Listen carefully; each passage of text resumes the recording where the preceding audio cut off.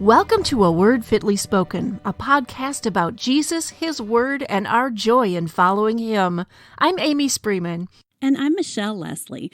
Welcome to all our new listeners and to our regulars. We really appreciate that you take the time to listen and share amidst all the chaos that's going on in the world right now.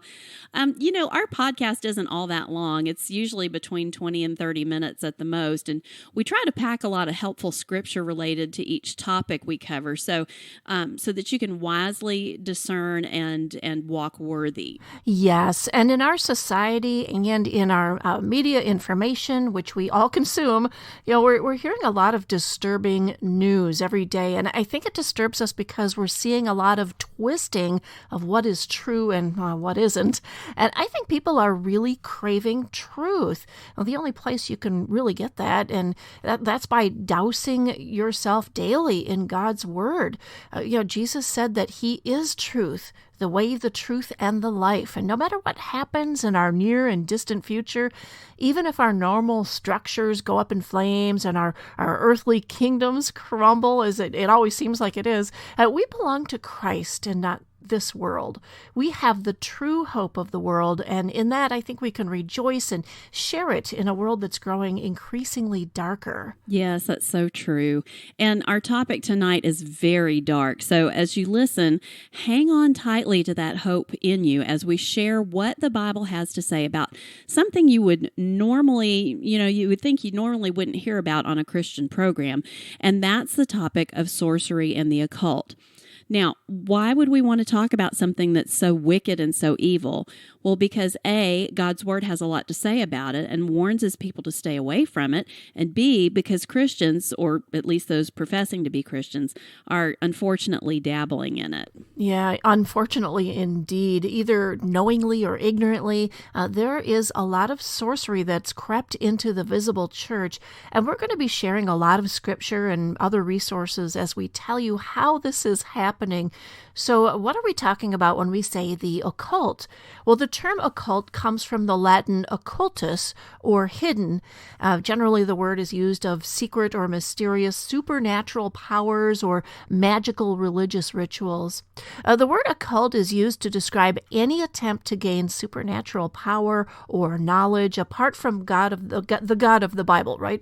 It can refer to witchcraft, Satanism, neo-paganism, or various forms of psychic discernment. And I'm not talking about biblical discernment.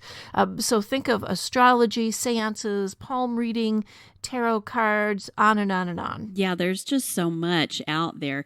Yeah. Sorcery or divination is the attempt to predict or control one's future or to gain access to hidden information by looking at various indicators, such as the occult meaning of numbers or the use of particular implements, such as the Ouija board.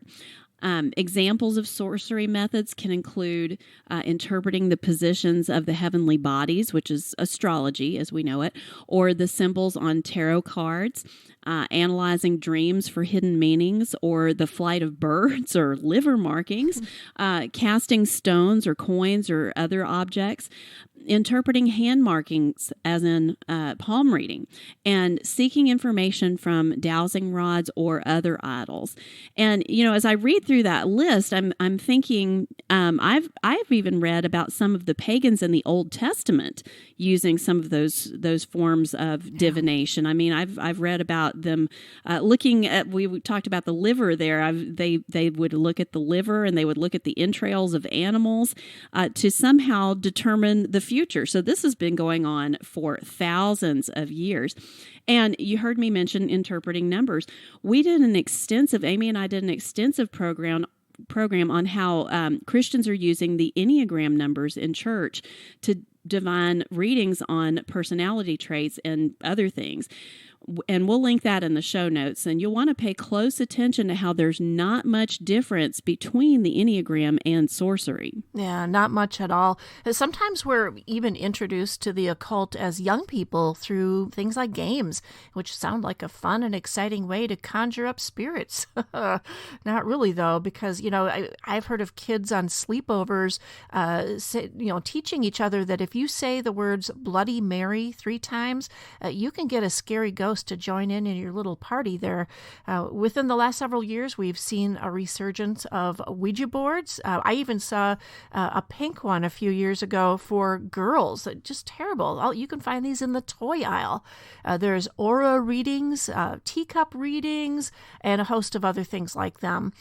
People do seances to get a word from a departed loved one. You've seen it in the movies where they're sitting around in the tables and there's a candle that flickers and somebody tries to conjure up the spirit and they hold hands. That's necromancy. That's talking to the dead, and it is strictly prohibited in the Bible. Yeah, God says this pretty clearly in Deuteronomy 18:10 through 14. I'm going to read that real quick. Here's what it says. It says, "There shall not be found among you anyone who burns his son or his daughter as an offering, anyone who practices divination or tells fortunes or interprets omens, or a sorcerer or a charmer or a medium or a necromancer or one who inquires of the dead, for whoever does these things is an abomination to the Lord. And because of these abominations, the Lord your God is driving them out before you. You shall be blameless before the Lord God, for these nations which you are about to dispossess listen to fortune tellers and to diviners. But as for you, the Lord your God has not allowed you to do this." So God was driving these pagans out of the land before Israel because they were doing all these occultic things. And we may not, call them a sorcerer or a charmer today, but it's the same thing as a psychic or someone who reads tarot cards or things like that. So we need to be clear on that the same thing is going on today as was going on back then. And so in this passage, the Bible details the occultic practices that are expressly forbidden by God. He banned sorcery then, and he bans it now, whatever we may call it. And not only that, those who practice these sorts of things are an abomination. Detestable is what that means. In the case of the Israelites, all charms for diseases, all amulets or spells to prevent evil, fortune telling or looking into the future, contacting the dead, any magic arts were considered wicked. Yeah, you are absolutely right, Michelle. And those warnings really are just as much for us today. But many professing believers seem to have reinterpreted Scripture or have forgotten these warnings altogether. Even in large, well-known churches, we've seen, of all things, tarot cards, which you mentioned before, Michelle, that have been simply rebranded. They don't call them tarot cards. What are tarot cards? In case you don't know about those, it's a pack of playing cards made originally back in the 1400s in Italy and France, which are meant to help a psychic divine truth, either about the future or about a present situation. And I remember these because years ago when I was a pagan myself, I had somebody at a party do a tarot reading for me. And it was, I think back on that and just cringe. And I'm so thankful the Lord has forgiven me for that. Yes, praise God. So, we mentioned these well-known, churches doing it. What well-known franchise would do such a thing? Well, if you listen to or sing music from Bethel Church in Redding, California, guess what? They do this too. They call their tarot cards destiny reading cards. It's true. We'll link up a story about this. There's many stories about this from their own words. They'll have a leader do an actual reading, which they call Christ alignment. And these cards will, as they say, help empower your destiny about relationships, jobs, and other issues to help people make better decisions in the future. That's what they say. And that's just one example of churches doing these things. There are many more ways the modern church is dipping a toe in or unfortunately even diving into the deep end of these practices. Yeah, it's really crazy. And we'll mention a few of those in a bit, and we'll link up a lot of examples in today's show notes. But let's talk more about God's Word first. We've already covered Deuteronomy 18, so let's go through a few more. From the Old Testament, we have Exodus 22:18, short and sweet. "You shall not permit a sorceress to live." Then there are more words of the law from God in Leviticus 19:26. You must not practice divination or sorcery. And then skip down to verse 31, and it says, you must not turn to mediums or spiritists. Do not seek them out, or you will be defiled by them. I am the Lord your God. And in Leviticus 20, verse 6, whoever turns to mediums or spiritists to prostitute himself with them, I will also set my face against that person and cut him off from his people. From Isaiah chapter 8, in verses 18 and 19, we read this, behold, I and the children whom the Lord has given me are signs and portents in Israel from the Lord of hosts who dwells on Mount Zion. And when they say to you, inquire of the mediums and the necromancers who chirp and mutter, should not a people inquire of their God? Should they inquire of the dead on behalf of the living? In 2 Chronicles 33:6, King Manasseh is condemned for his many evil practices, including sorcery. Here's what that verse says. And he burned his sons as an offering in the valley of the son of Hinnom, and used fortune-telling and omens and sorcery, and dealt with mediums and necromancers. He did much evil in the sight of the Lord, provoking him to anger.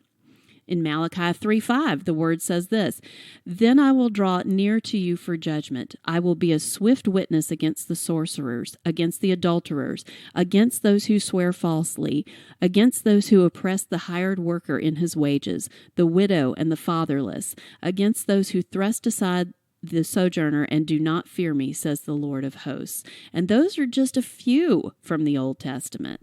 Oh, thanks for reading all those, Michelle. And ladies, just in case you think that this is just for the children of Israel, we want to tell you that this very same God, because he does not change, also prohibits sorcery and the occult in the New Testament. Same God. It doesn't change.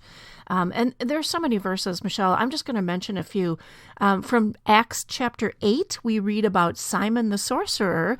Starting in verse 9, it says, now for some time a man named Simon had practiced sorcery in the city and amazed all of the people of Samaria.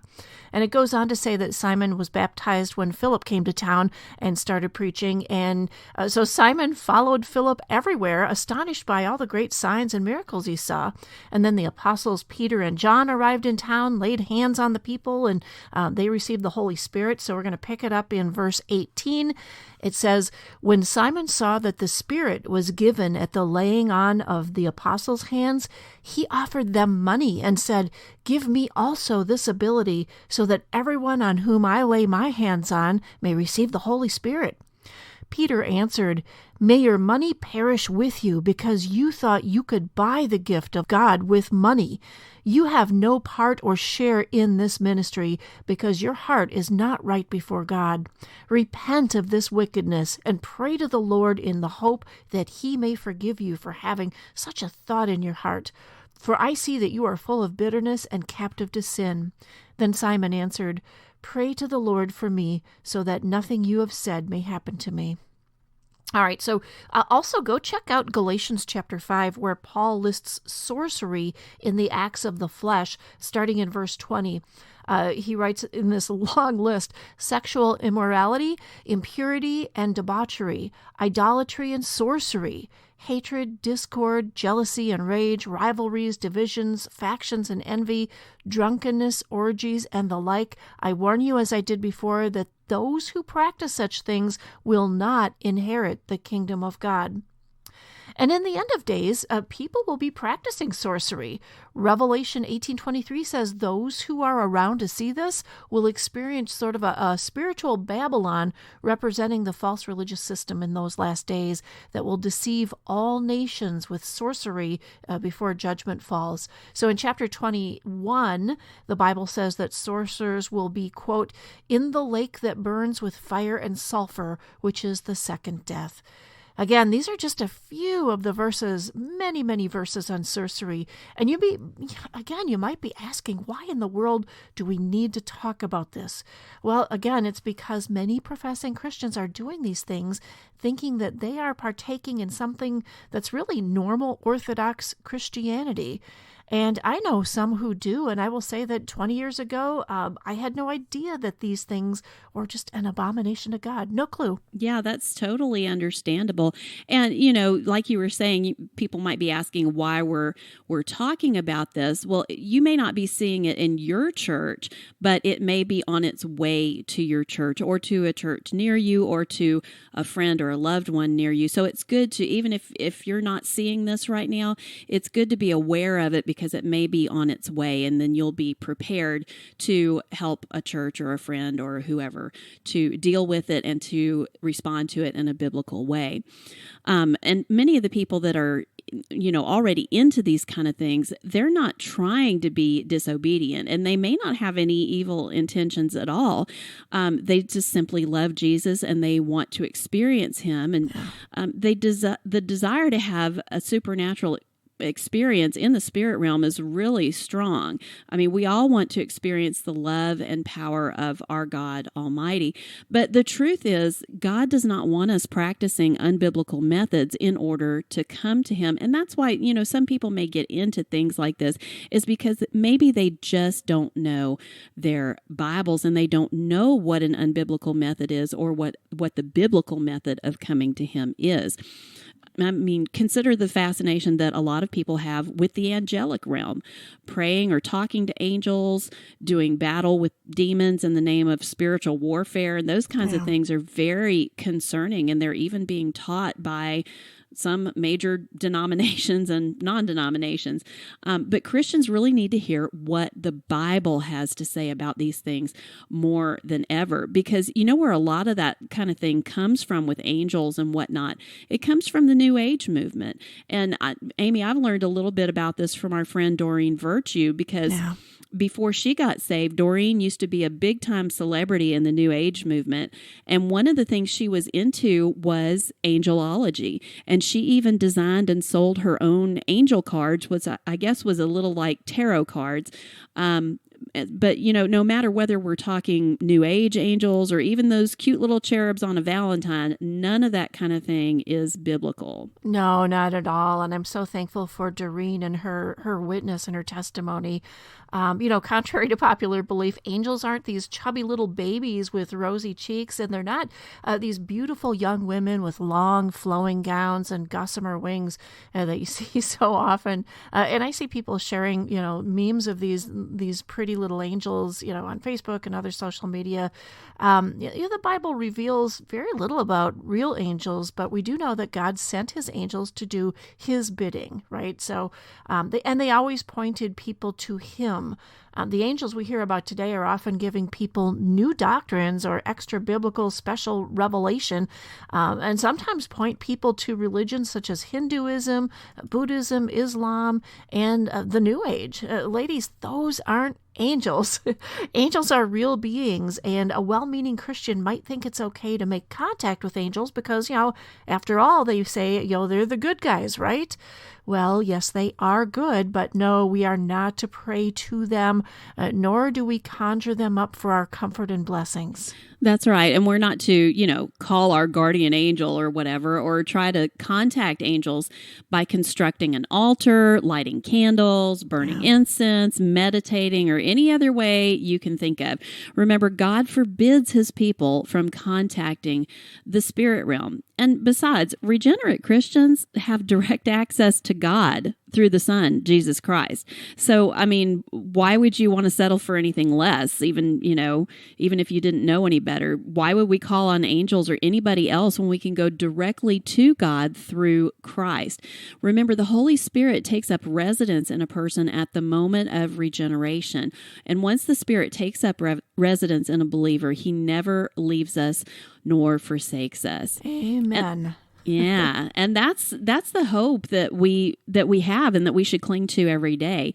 Remember that we have a lot of research and articles in our show notes, so be sure to check those out. And don't just take anything we've said here as truth.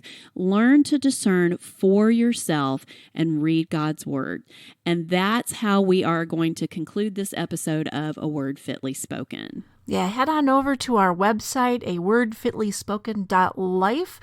Please do support us by praying for us and perhaps even helping us, defray the cost of web servers and podcast hosting fees by donating through PayPal or Patreon if you are so inclined. And thanks to those of you who have done that. And if this episode has been helpful to you, be sure to share it with your friends and loved ones who might need to hear some truth today.